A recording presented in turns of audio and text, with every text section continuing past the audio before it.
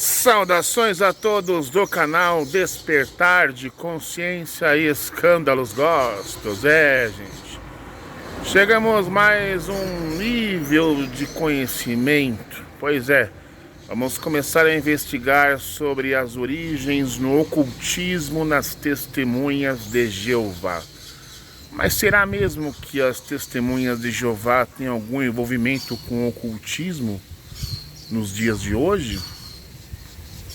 Bem, para sabermos isso, temos que voltar às suas origens, investigar se Charles Taze Russell realmente teve algum envolvimento com algum tipo de espiritismo, né? Ou se o juiz Rutherford também teve alguma influência espírita, né? Vamos estudar sobre um pouquinho de maçonaria, cavaleiros templários e vários símbolos, né, que você encontra tanto na maçonaria e também nas publicações da Torre de Vigia. É uma estrada longa, mas é necessário que passemos por este nível para que lá na frente, futuramente, quando fazemos o estudo das mensagens subliminares, você possa compreender, uma peça se encaixe na outra. E aí vamos para os dias atuais, né, que seriam as próprias mensagens subliminares. Também é uma forma de ocultismo, né, só que subliminar, né? Você está pronto para viajar comigo no passado, no presente e no futuro? Lembrando também que não tenho nada contra nenhuma testemunha de Jeová, correto? E você que quando encontrar uma testemunha de Jeová por aí, com um carrinho, com muita publicação, né? Não pense você que essas testemunhas de Jeová que distribuem publicação são satanistas, não. Nem são diabólicos. Eles somente são bodes expiatórios da Watchtower, né? Enfim, são gados, são zumbis gospels, né?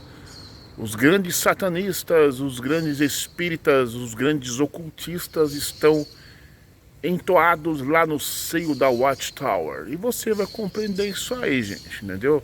É a liderança que é envolvida com o espiritismo e não as testemunhas de Jeová que fazem distribuição de publicação, correto? Saiba diferenciar umas coisas. Porque tem muito crente aí que quando vê testemunha de Jeová já fica irado, né? São diabólicos, satanistas e tal. Saiba diferenciar as coisas. É o corpo governante ou alguém da Watchtower que está envolvido com o ocultismo nos dias de hoje. Mas no passado era escancarado. Era o Charles Taze Russell, era o juiz Rutherford, era o Nathan Orr, né? E a gente vai investigar. E você, testemunha de Jeová, que está nesse vídeo aqui, que também quer investigar, ser neutro, né? Fazer uma investigação nos seus mínimos detalhes, né? Vem comigo, porque vai ser recitado muita publicação, muita revista, né? Muito livro. E se você tiver algum livro desses na sua biblioteca, dê uma pausa no vídeo, pegue o livro e verifique. Aí depois você coloca nos comentários, realmente emissário cristiano, eu sou testemunha de Jeová, e ao analisar a referência, a fonte que você citou aí, eu conferi aqui realmente, tem lá mesmo. Seja honesto, seja transparente, né? Sem ladainha, sem gambiarra teológica. E vamos embora pro estudo, mas antes disso, se inscreva no canal, deixa aquele like, deixe o comentário, compartilhe e se prepare. É muita leitura, muito conhecimento. Solta a vinhetinha.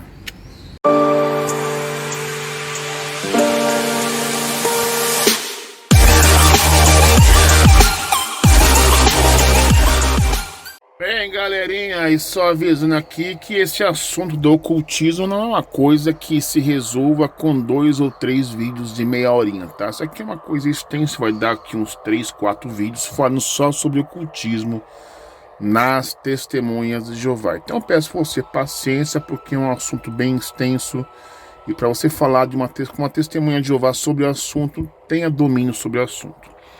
Então vamos começar aqui a nossa leitura. De acordo com a obra do Dicionário de Religiões, Crenças e Ocultismo do ano 2000, editora Vida, de autoria de G. Matter e L. Nichols, define o ocultismo como o que está além da esfera do conhecimento empírico, o sobrenatural, o que é secreto ou escondido.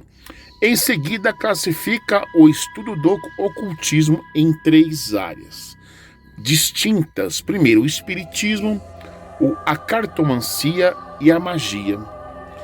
Vemos, pois, que se trata de um conceito bem abrangente, sendo ainda objeto de discussão acalorada, às vezes, o englobamento dessa ou daquela crença na definição ora proposta.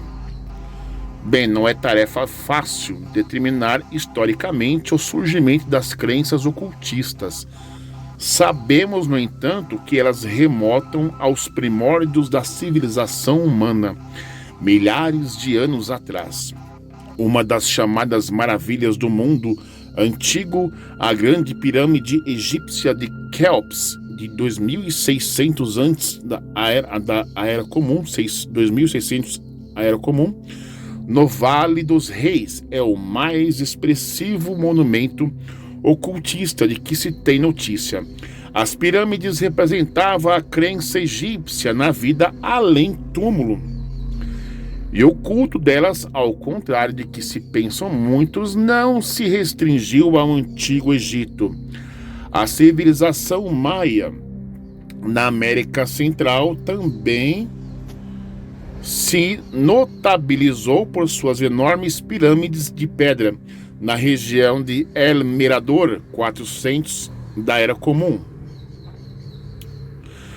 A influência das pirâmides sobre a cultura humana não determinaria por aí. Diversas seitas floresceram em torno delas, e a pirâmide continua a ocupar lugar de destaque em inúmeras sociedades esotéricas até hoje. E aqui temos uma imagem das pirâmides, né, para você ter aí uma logo noção. Então vamos lá. A essa altura é provável que você esteja se perguntando que relação pode haver entre o ocultismo e as testemunhas de Jeová. Vamos verificar aqui. Questionamento mais do que justificável se considerarmos a política atual da sociedade Torre de Vigia no que se refere às crenças e às práticas ocultistas. A edição de 15 de março de 1984 da revista A Sentinela, página 28 e 29 em inglês, diz: olha o que diz lá. O dilúvio obrigou os anjos desobedientes a se desmaterializarem e agora, separados da santa organização de Jeová, eles tornaram-se uma organização demoníaca, invisível, sob o comando de Satanás. No caso, ele cita aqui Efésios 6,12. A fim de controlar a humanidade, eles usam o espiritismo, necromancia, astrologia e outros meios ocultos, embora incapazes de assumir forma humana. Novamente, eles frequentemente tomam posse de pessoas, animais e coisas inanimadas, tais como fetiches. À base das palavras acima, você naturalmente concluiria que em nenhum momento da história do movimento religioso conhecido como Testemunhas de Jeová, poder-se-ia encontrar quaisquer vestígios de crença ou práticas ligadas ao ocultismo. Afinal de contas, o artigo acima condena expressamente tais práticas como estando inexoravelmente ligadas ao demonismo. Frequentemente, as publicações das Testemunhas de Jeová mencionam passagens bíblicas, tais como 2 Coríntios 6,17, alusivas às práticas impuras, entre aspas, inaceitáveis entre os cristãos, deixando transparecer que estas jamais tiveram lugar entre os seus membros. Contudo, tem sido realmente assim? Estiveram os líderes da sociedade Torre de Vigia sempre a salvo de conceitos oriundos daquilo que hoje classificam como demoníaco? Mais do que isso, forneceu alguma vez o corpo governante das testemunhas de Jeová ao seu rebanho alimento espiritual, contaminado com crenças ocultistas? Essas certamente não são questões de pouca relevância. Uma retrospectiva histórica lançará uma luz sobre esse tema. Russell e a maçonaria. Gente, a gente vai conhecer aí um convite para vocês, para a gente conhecer ela desde Russell, porque as testemunhas de Jeová são assim hoje, tá? Então vamos lá. Russell e a maçonaria. Segundo a obra mencionada no início deste artigo, a maçonaria é a maior fraternidade secreta do mundo. Em um artigo de 1993, J. Scott Horrell afirmou haver, naquele ano, cerca de 6 milhões de maçons no mundo. Aproximadamente o mesmo número de testemunhas de Jeová. E olha como é curioso, né? Cerca de 6 milhões de maçons no mundo, aproximadamente o mesmo número de testemunhas de Jeová. Embora esses últimos números, talvez em função do seu proselitismo de casa em casa, sejam hoje bem mais familiares à população em geral. Sabe-se que alguém se torna maçom apenas por ocasião de um elaborado ritual de iniciação, e que só os membros desta irmandade têm acesso à sua liturgia. A instituição orgulha-se de ter tido entre os seus adeptos ilustres figuras da história, como D. Pedro I, George Washington, Voltaire, Beethoven, Napoleão Bonaparte, bem como importantes personagens da poesia. Segundo uma vertente histórica, a maçonaria teria sido fundada na Inglaterra em 1717 por um sacerdote anglicano e um huguenot, como eram chamados os protestantes da França, huguenot, o que explicaria o fato de encontrarmos entre os maçons membros de denominações protestantes. Olha só! Deveras, o vínculo histórico entre maçonaria e o protestantismo culminaria em um cisma da Igreja Presbiteriana do Brasil em 1903, nascendo a Igreja Presbiteriana Independente, representativa dos setores protestantes contrários à maçonaria. O fundador do movimento Estudantes da Bíblia, mais tarde conhecido como Testemunhas de Jeová, Charles Taze Russell, de 1852 a 1916, cresceu em um ambiente presbiteriano. Olha! Conhecendo diversos dos conceitos místicos comuns de sua época e cultura. Tomando-se isso em conta e considerando-se que a maçonaria se diz supra-religiosa, é natural perguntar: teria o pastor herdado alguma formação religiosa e sincrética, produto da atmosfera protestante norte-americana do século XIX? Lembrando que o sincretismo é uma mistura. Então, o caso aqui, talvez, o que deu para entender é que Russell, ele era presbiteriano, depois foi para adventista lá e formou a sua organização religiosa, mas com uma misturinha de maçonaria, por assim dizer, né? Por enquanto, trata-se apenas de uma especulação, a qual os fatos históricos haverão de confirmar ou negar. Então não estamos dizendo aqui que é de verdade, estamos só investigando. Aí vejamos. No início do século XX, Russell proferiu um exótico discurso intitulado, entre aspas, Quem pode conhecer os segredos de Deus? Bem, no decorrer deste, ele declarou, olha só o que ele falou.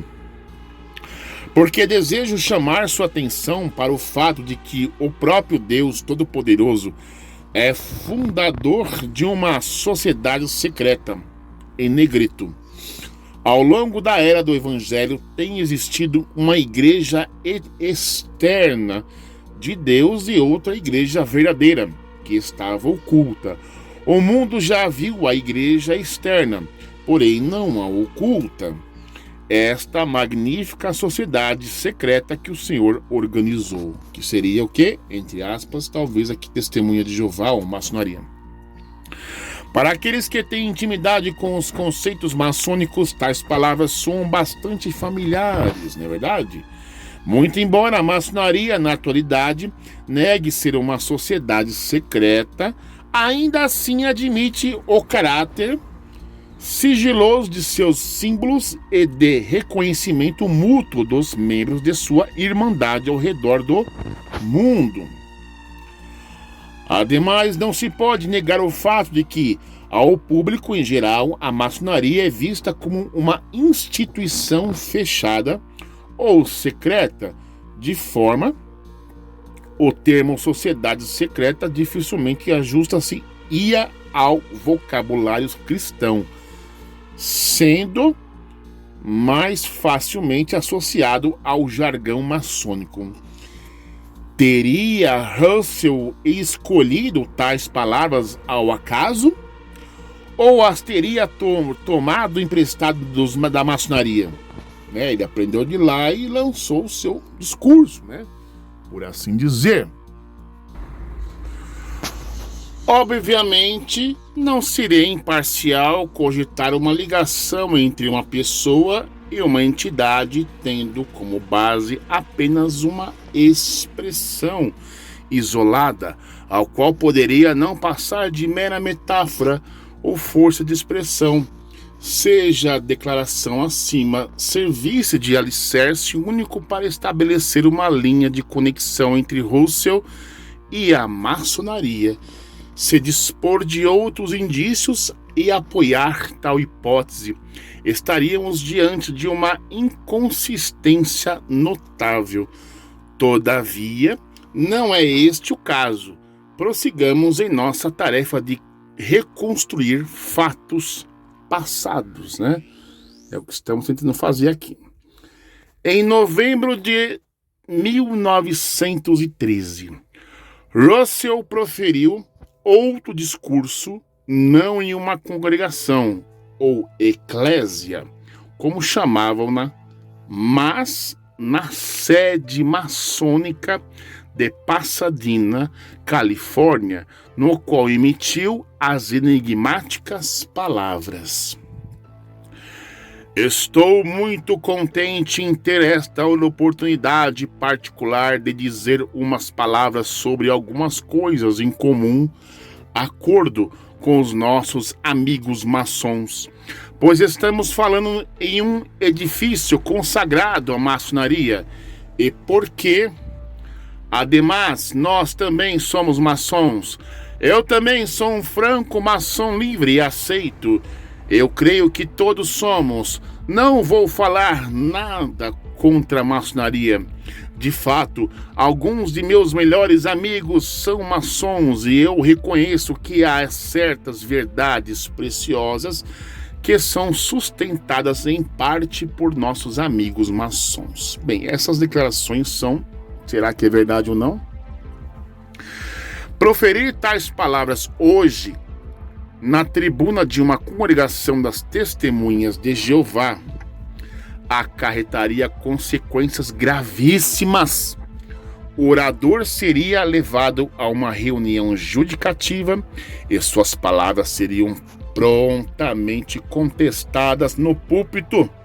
Contudo, na época e lugar em que Russell se encontrava, seria perfeitamente aceitáveis.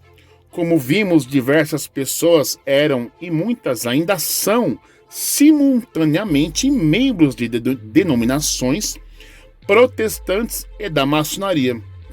Portanto, não precisamos presumir que o pastor estivesse meramente lançando mão de uma força de expressão criada, talvez para ganhar a confiança da assistência. A própria expressão usada por ele, no caso entre parênteses aqui, livre e aceito, faz parte do jargão maçônico, indicando que ele estava muito bem familiarizado com essa instituição. De fato, Russell parecia apenas relevar mais uma faceta de sua complexa personalidade, sendo ele próprio, senão um iniciado em sentido pleno, no mínimo, um simpatizante da maçonaria, como muitos outros de seu tempo. Isso explicaria facilmente a razão de que ele não ter tido qualquer escrúpulo em proferir as palavras diante de uma atenta assistência. Não havia razões para tropeço, quer para os maçons que para os próprios seguidores de Russell. O pronunciamento do pastor diante da comunidade maçônica não foi um evento secreto. Ao contrário, achava-se registrado em sua inteireza no compêndio de 1913 Conversion Report, relatório da conversão de 1913 dos estudantes da Bíblia, tradução. Aí temos aí um convênio de 1913 dos estudantes da Bíblia, esse manualzinho aí, né? Então diz o que é o seguinte aqui: o relatório da convenção de 1913 é um conteúdo embaraçoso. O discurso de Russell diante dos maçons contém palavras que vão muito além do que a testemunha de Jeová mediana, hoje em dia, poderia suportar sem sofrer sérios abalos na fé, que abraçou. Extraímos um trecho particularmente impressionante. O texto está em inglês, né? Mas aí vem a tradução. É assim: o grande mestre artífice da nossa alta ordem de maçons, livres e aceitos, o Senhor Jesus Christ lançou a fundação de tudo, como a Bíblia diz: outra fundação nenhum homem pode lançar que não aquela que está lançada, Jesus Christ. Ele tem a fundação da alta e aceitável maçonaria e tudo o que pertence a ela. O discurso de Russell diante dos maçons contém palavras que vão muito além do que a testemunha de Jeová mediana, hoje em dia, poderia suportar sem sofrer sérios abalos na fé que a abraçou. Extraímos um trecho particularmente impressionante. Diante das graves implicações da declaração acima, dificilmente uma testemunha de Jeová hoje daria crédito a esta evidência, preferindo supor que se trata de uma fraude, até porque jamais ouviu uma só palavra ou leu uma só linha sobre esse discurso na literatura recente da Sociedade Torre de Vigia. É compreensível que haja assim, pois a maioria dos adeptos sequer conhece o compêndio acima citado e muito dificilmente teria acesso a algum exemplar remanescente dele após quase 90 anos. Por outro lado, a organização central parece preferir mantê-los em ignorância. É claro, né, gente? É justamente tal lacuna que este artigo pretende preencher. A tese segundo a qual o movimento dos estudantes da Bíblia era, em certa medida, herdeiro das crenças maçônicas não é nova.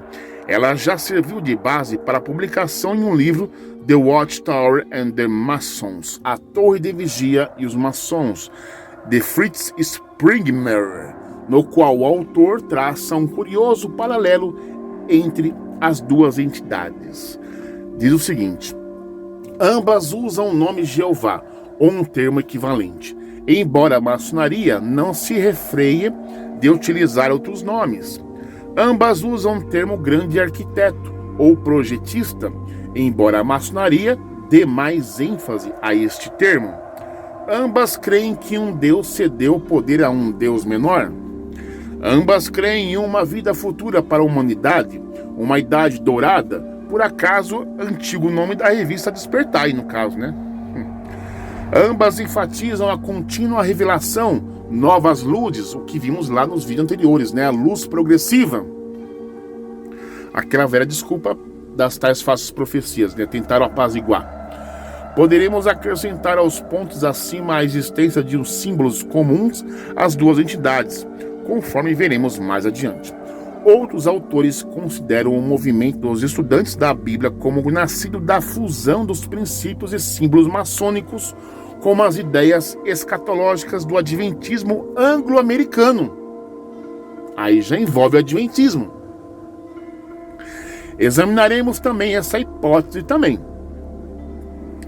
Uma testemunha de Jeová da atualidade estaria pouco inclinada a considerar a análise do autor acima citado.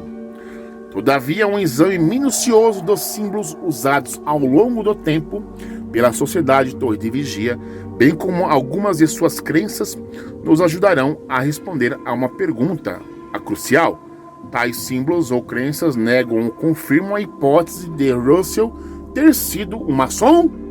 E, caso ele o tenha sido, que impacto isso teria sobre a vida de uma testemunha de Jeová hoje, no século XXI? Caso a testemunha descubra que Russell realmente teve envolvimento com a maçonaria, já que a Torre de Vigia, ao mesmo tempo hoje, condena que a testemunha de Jeová enfim, tem acesso ao ocultismo, né? Porque maçonaria, na verdade, não é ocultismo, como a cristandade em si, né? Então vamos ver aqui. A cruz coroada. Ah, rapaz, só que esse vídeo aqui vai ficar pro próximo vídeo esse assunto. O negócio vai apertando, gente. Rapaz, isso aqui é um conhecimento. Aliás, vou até ler essa parte aqui.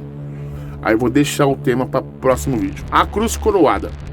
Apenas nos anos 90, a Sociedade Torre de Vigia trouxe ao conhecimento de sua comunidade atual alguns dos símbolos utilizados pela organização ao longo de sua história. A publicação Proclamadores expõe na página 200 um deles. A cruz coroada, presente em diversas publicações das testemunhas até 1931, o livro classifica-a de símbolo decorativo, do qual a instituição abriu mão supostamente após o entendimento de que as ações antes dos símbolos deveriam identificar o cristão e após a suposta descoberta de que Cristo morreu em uma estaca única, não em uma cruz, mas tratava-se apenas de uma inocente decoração? A partir desse momento, examinaremos as ocorrências da cruz coroada, aquela que fica lá no túmulo de Charles Taze Russell, do qual esta pirâmide, onde Charles Taze Russell foi enterrado, atualmente a Sociedade Torre de Vigia removeu aquela pirâmide. A gente vai ver mais pra frente. Na simbologia de diferentes instituições, quer dizer o quê? Esta cruz coroada, que você vai ver, que eu vou mostrar algumas imagens aqui, você vai ver essa cruz coroada em algumas instituições diferentes do cristão. Ao mesmo tempo em que buscaremos determinar a origem deste e de outros símbolos decorativos empregados pela testemunha de Jeová e seus primórdios. Lembra no começo do vídeo que eu mostrei aquele livro de símbolos, né? Então você tem que saber o significado desses símbolos. Qual é a origem dos símbolos? Se tem lá, por que colocou aqui? Se tem no ocultismo o símbolo, por que Charles Taze Russell inseriu esse símbolo na organização? Alguma coisa tem, né, gente? Tem que saber o significado. Observaremos as gravuras abaixo. Temos aqui algumas delas. Olha. Então, nota-se claramente que são aqui, a cruz com uma coroa. Cruz com coroa. E aqui a mesma coisa. Aqui para não um pingente, né? Tem até uma argolinha para você pendurar a corrente, né? Tá vendo? Isso aqui, a cruz com a coroa. Este mesmo símbolo você encontra na maçonaria, que automaticamente Charles Taze Russell inseriu na revista Sentinela na época dele. Quer ver só? Vamos lá. As três figuras representam claramente o símbolo há pouco mencionado. A cruz coroada A primeira foi obtida na capa de uma revista, a Sentinela de 1911, que a gente vai mostrar daqui a pouco. A seguida da Fotodrama da Criação, de 1914. E a terceira é a foto de um adorno em forma de broche. O que vimos aqui, ó. Essa terceira aí, ó, da tua direita. É um adorno com broche, com um buraquinho para você colocar a corrente, né? Comum naquele tempo, os ramos em volta do símbolo não existiam no princípio, tendo sido introduzidos posteriormente a partir de 1895 como representativos para a dedicação. Por volta desta época, ao se exibir a cruz coroada, também eram comuns as palavras sem cruz, não há coroa. Isso significa que, sem a aceitação de que Cristo morreu por nós na cruz, tampouco a pessoa seria contada digna de ser herdeira dele como um dos 144 mil escolhidos. Os então estudantes da Bíblia costumavam portar os broches como símbolos de sua unção, assim como fazem os católicos, né? Todavia, segundo um membro da grande loja maçônica da Pensilvânia, Estados Unidos, a cruz e a coroa representam a união entre a igreja e o Estado.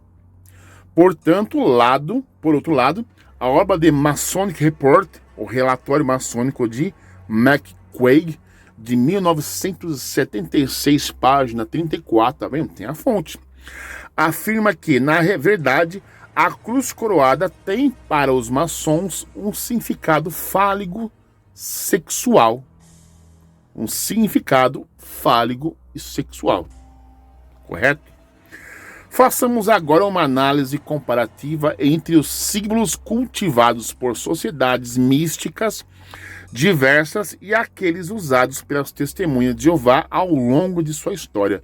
Conforme vimos, caso uma pessoa comparecesse a uma apresentação de Pastor Russell em 1914, veria à sua frente a cruz coroada na tela do fotograma, da qual exibida acima.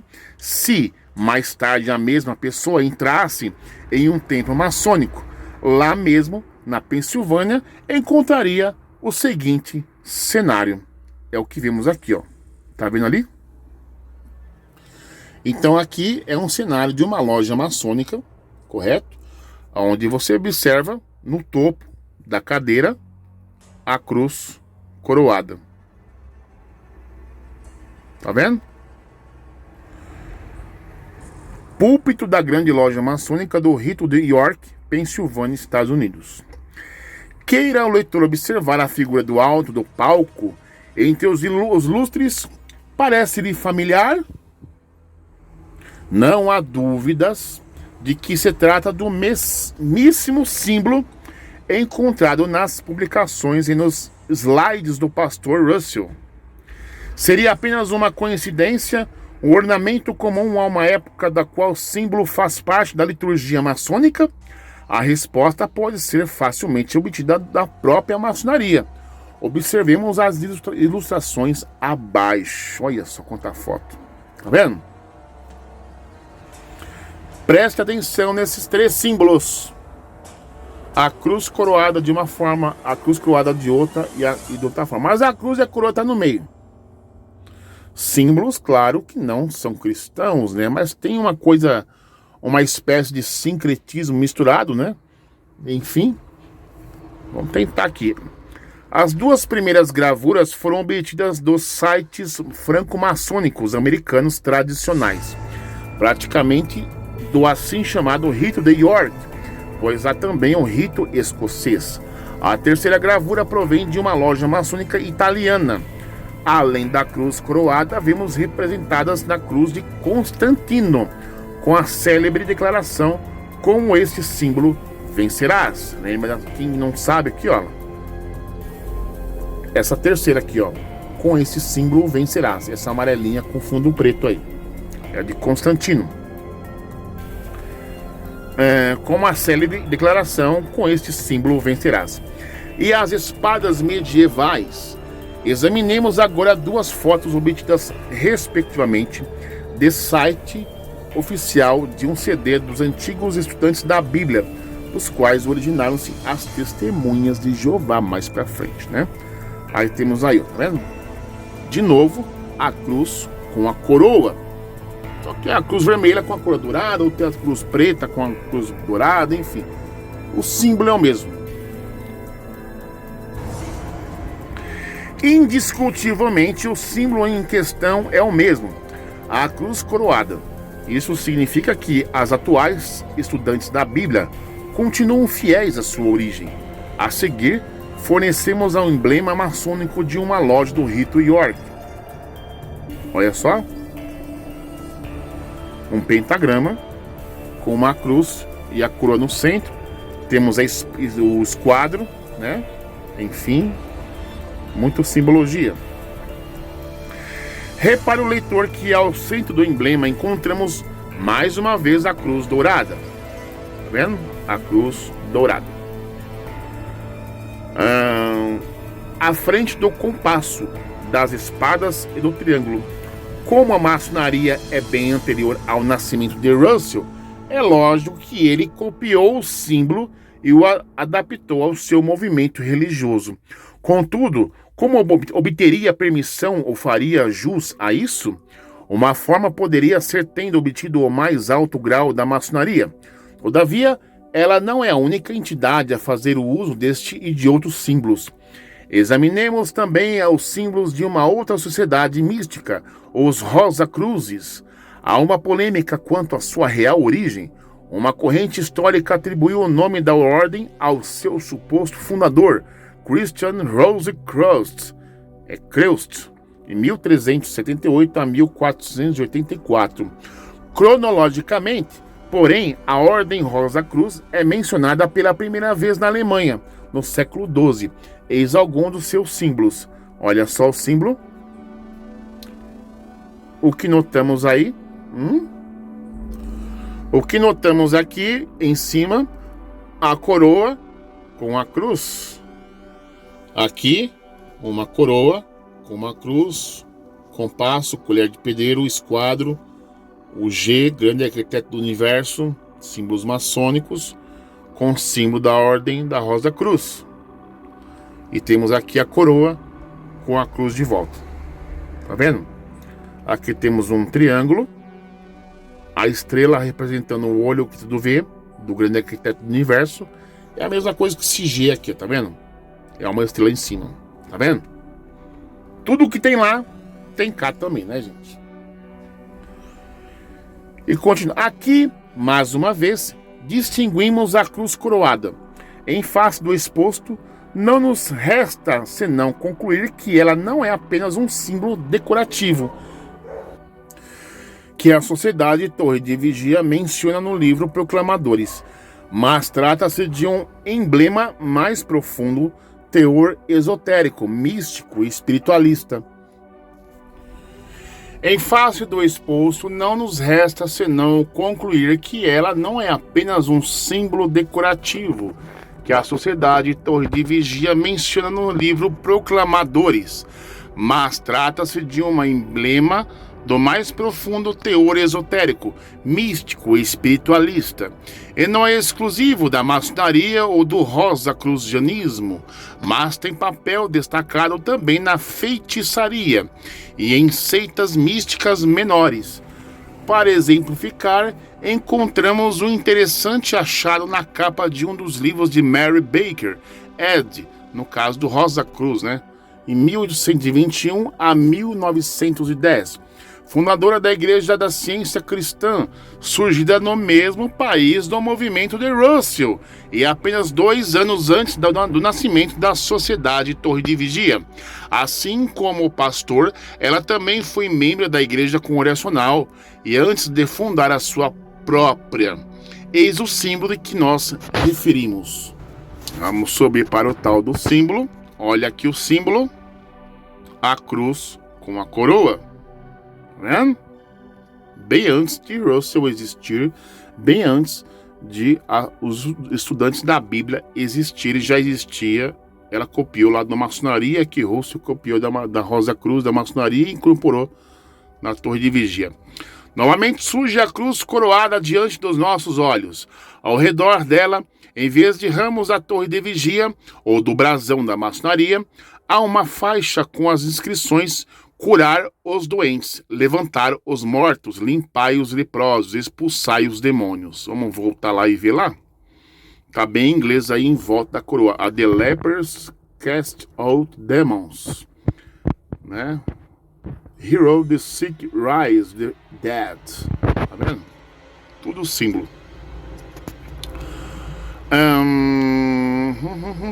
Concluímos assim que cada instituição preservou o símbolo básico da cruz e da coroa, completando-o com adereços mais adequados à sua corrente ideológica, né?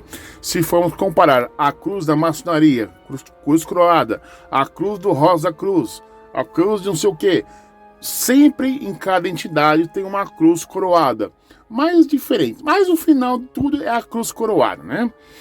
Vamos lá. Em outras palavras, os modismos da cultura em que se encontram os fundadores de movimentos religiosos incorporam-se à liturgia por eles criada, gerando pontos em comum entre as diversas instituições nascidas de uma mesma época e um mesmo país, ainda que defendam ideologias distintas, até mesmo conflitantes. Esta tese é consistente com o fato de que os diversos movimentos religiosos que ramificam a partir do adventismo norte-americano, entre eles o de Russell, terem herdado de seu tronco original a mesmíssima simbologia. Deste modo, indagamos, não deveria afligir a consciência de uma testemunha de Jeová sincero o fato de que o fundador de sua religião e diversos místicos, entre eles Mary Baker Eddy, terem, por assim dizer, bebido da mesma fonte? Tá vendo? O que eu quis dizer para vocês? O símbolo da cruz e a coroa é encontrado em diversas ramificações de diversas religiões. E o que Russell fez foi trazer de lá para cá. Agora eu vou mostrar para vocês uma revista, a Sentinela, contendo essa cruz com a coroa, né? Enfim, vamos lá? Bem, nós temos aqui agora um exemplar da Watchtower, né? A revista Torre de Vigia, a famosa Sentinela, né? E eu vou dar um zoom aqui só para você notar aqui, né? Como que era na época. Aqui bem na capa aqui em cima, notamos claramente aqui, né, a cruz com a coroa, né, do lado esquerdo do seu vídeo, e do lado direito temos um outro símbolo também, né, símbolo templário, né, dos cavaleiros templários, talvez, né? A gente vai analisar isso bonitinho, dar um zoom para vocês aí, tá vendo? A coroa com a cruz vermelha. Isso aqui foi acrescentada, tá, gente? Acrescentada para ficar de acordo com a torre de vigia. Mas você observou lá nos estudos anteriores que cada movimento tem um logo diferente. Mas independente da maçonaria, Rosa Cruz, que também traz a coroa com a cruz, essa da torre de vigia traz só com esse arco aqui. E a gente vai analisar no próximo vídeo esse símbolo aqui, ó, tá? Que tá lá na revista Sentinela.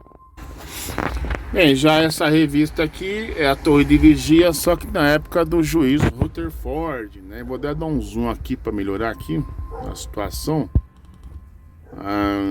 Tá aqui a data, setembro de 1925, né? E novamente nós encontramos aqui na própria, né, o símbolo da cruz adaptado à religião, né? E aqui do lado direito, esse símbolo também que a gente vai estudar, tá? A revista mensal, ó, tem umas cruzes na torre, né? Bem, o reino do céu se aproxima, né? E aqui temos a cara do falso profeta juiz Rutherford, que nem juiz era, né? Esse aqui que mandou construir aquela casa de Betsari lá, dizendo que o Abraão, Isaac e Jacó ia voltar. Mas ele que morou na casa, né? Enfim, aquela história toda que ele se aproveitou, contrabandeando uísque importado. Era um bêbado, né? Enganou muita gente. O que é isso aqui? Ou a chave do futuro grátis. Olha só, tá vendo? Milhões que agora vivem jamais morrerão, né? Olha só. Tudo registrado, né, gente? E agora vamos pra parte 2 aí do vídeo do ocultismo aí. E você vai conhecer mais coisas. Vamos lá? Até a próxima. Fui.